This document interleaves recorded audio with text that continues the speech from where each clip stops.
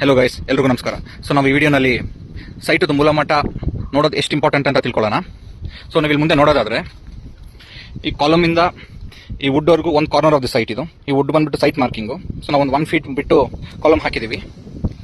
ಅದೇ ನೀವು ಇದೇ ಕಾರ್ನರಲ್ಲಿ ನಾವು ಸ್ವಲ್ಪ ಹಿಂದೆ ಹೋದರೆ ಡಿಫ್ರೆನ್ಸ್ ನೋಡಿದ್ರೆ ಸ್ವಲ್ಪ ಜಾಸ್ತಿ ಕಾಣುತ್ತೆ. ತೋರಿಸ್ತೀನಿ, 1 ಸೆಕೆಂಡ್. ಸೊ ಎಸ್, ಈ ಕಾಲಮ್ ನೋಡಿ, ಈ ಕಾಲಮ್ ಲೆಫ್ಟಲ್ಲಿದೆ. ಈ ಕಾಲಮಿಂದ ಈ ರೈಟ್ ಸೈಡ್ ಇದೆಯಲ್ಲ, ಅದೇ ಸೈಟ್ ಮಾರ್ಕಿಂಗ್. ಸೊ ನಿಮಗೆ ಈ ಡಿಫ್ರೆನ್ಸ್ ನೋಡಿದ್ರೆ ಒಂದು 2 ಫೀಟ್ ಇದೆ ಡಿಫ್ರೆನ್ಸ್. ಸೊ ಇದಕ್ಕೆ ಮೇನ್ ರೀಸನ್ ಏನು ಅಂದ್ರೆ ಈ ಸೈಟ್ ಮೂಲ ಮಟ್ಟಕ್ಕಿಲ್ಲ. ಸೊ ನಾವು ಕನ್ಸ್ಟ್ರಕ್ಷನ್ ಮಾಡಬೇಕಂದ್ರೆ ಖಂಡಿತವಾಗ್ಲೂ ಒಂದು ಮೂಲ ಮಟ್ಟನ ನೋಡ್ಕೊಂಡೇ ಮಾಡಬೇಕು. ಸೊ ಎಸ್, ನಾವು ಮುಂದೆ ಮಾಡ್ತಿರೋ ಸೈಟ್ ಬಂದ್ಬಿಟ್ಟು 30 ಬ್ರೆತ್ ಬರುತ್ತೆ, 40 ಲೆಂತ್ ಬರುತ್ತೆ.